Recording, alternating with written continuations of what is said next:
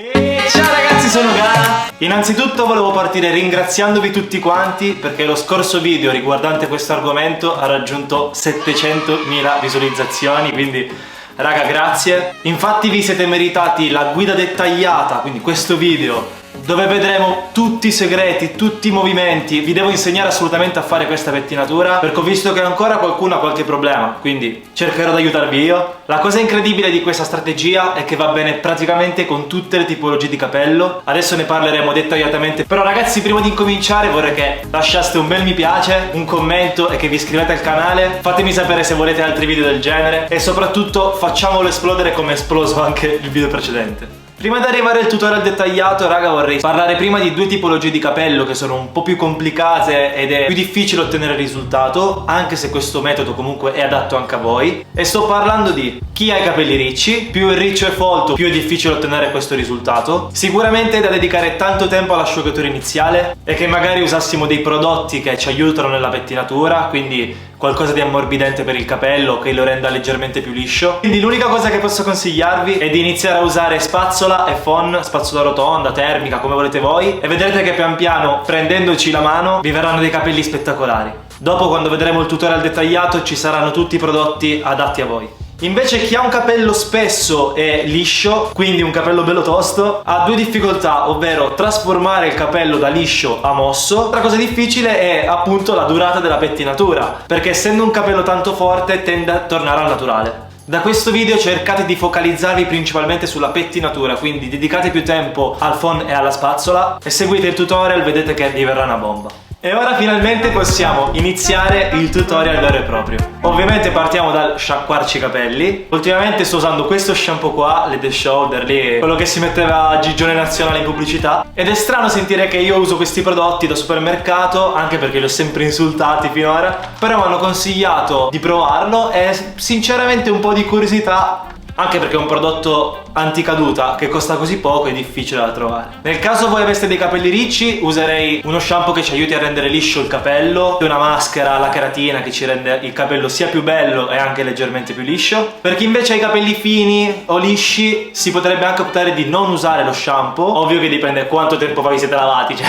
non dobbiamo fare schifo, perché tenendo il capello tra virgolette sporco, a primo impatto sarà più gonfio, più voluminoso, sarà anche più facile da portare al risultato, quindi anche il capello mosso dovrebbe venire con più facilità. Provate raga, fatemi sapere. Essendo che ultimamente ho trattato tantissimo i miei capelli, sto usando un olio rigenerante così da inspessire leggermente il capello e togliere l'effetto crespo. Infatti raga, per chi ha capelli crespi queste tipologie di prodotti è fondamentale, tutto in descrizione. Non usatelo invece se voi aveste già capelli spessi, ci andrebbe solo a complicare di più la pettinatura dopo. Per chi ha capelli magari lisci o spessi, comunque difficili da portare al risultato, consiglio di usare sempre un preasciugatura. Lì vedete voi, comunque ci sarà qualcosa che vi consiglio io qua sotto, però fidatevi, cambia di tanto il risultato e soprattutto la tenuta, quindi provate questo prodotto e fatemi sapere come vi trovate. Ok, entra in scena il nostro phon. La spazzola che accompagneremo a questo phon è la spazzola ragno, una spazzola che ho fatto vedere 1000 volte sul mio canale e che tanti hanno provato e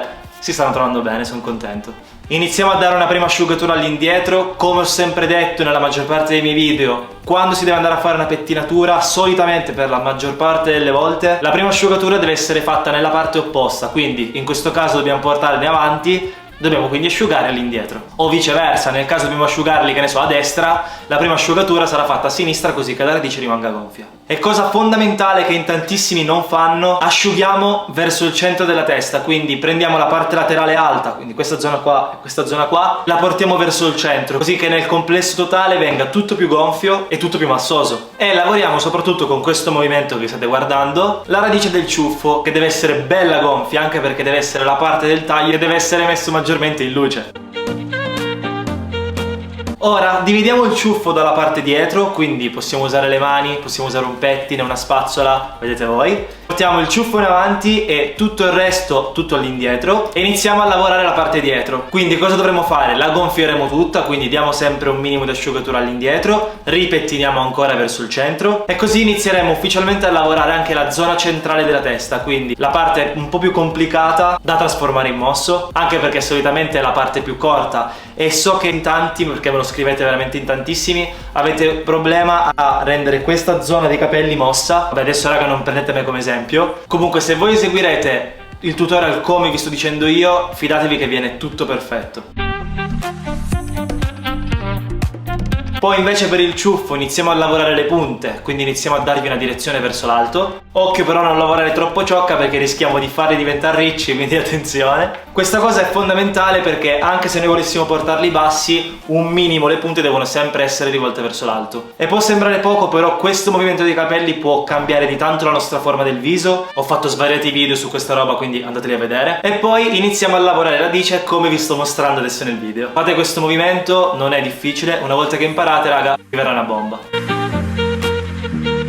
Attenzione a un errore banale che fanno in tantissimi, ovvero di asciugare tutto il ciuffo all'insù. In pochi fanno un movimento che è questo che state vedendo, ovvero la parte laterale del ciuffo deve essere rivolta verso il centro della testa, quindi movimento sempre con le punte in alto ma dirette verso il centro della testa. Questa è una cosa che cambia di tanto il risultato della pettinatura. E finalmente possiamo buttare tutto in avanti, quindi se i movimenti che abbiamo fatto con il phon e la spazzola sono stati fatti bene, dovrebbe rimanere comunque una bella forma, infatti guardate bene nel video. Nel caso ancora la parte dietro non vi venga in maniera eccezionale, non vi piace, provate a fare questo movimento. Prendete ciocca con la mano a dita larghe, così che riesca a entrare il calore dal phon, e gonfiamo leggermente di più radice e sicuramente lavoreremo anche un po' la punta verso l'alto perché i capelli si incastreranno fra le dita e dandoci calore viene un po' di curvetta. E questo, ragazzi, dovrebbe essere il primo risultato, senza prodotti ma comunque già un buon risultato. Io solitamente non uso niente, però ora vedremo cosa vi consiglio. E ora potete metterci qualsiasi prodotto voi vogliate: cera, volumizzante in polvere, l'H se proprio dovete, anche se sapete che sono contrario. Io la cosa che consiglio sempre è il volumizzante in polvere, per due motivi principali. Uno, è il più salutare, anche perché non affoga il capello come una cera o un gel e non va a scompigliarmi troppo la pettinatura che ho fatto con spazzola e phon. E poi ha un effetto opaco, sembra che questo risultato è naturale, che poi in realtà non lo è. Ah ragazzi, volevo aggiungere una piccola cosa. Io per mia scelta personale ho voluto tenere il ciuffo leggermente più rialzato, però se voi volete portarlo leggermente più in basso si può benissimo fare. Questo tutorial è adatto a tutti.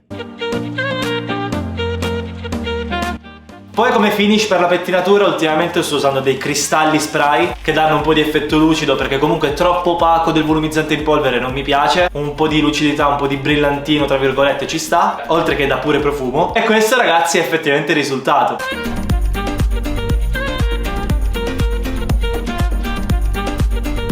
Ragazzi, spero che con questo metodo semplice e super veloce riusciate tutti a fare sto maledetto capello mosso. Io in 10-15 minuti solitamente ho sempre fatto tutto e ce li ho perfetti, non come adesso.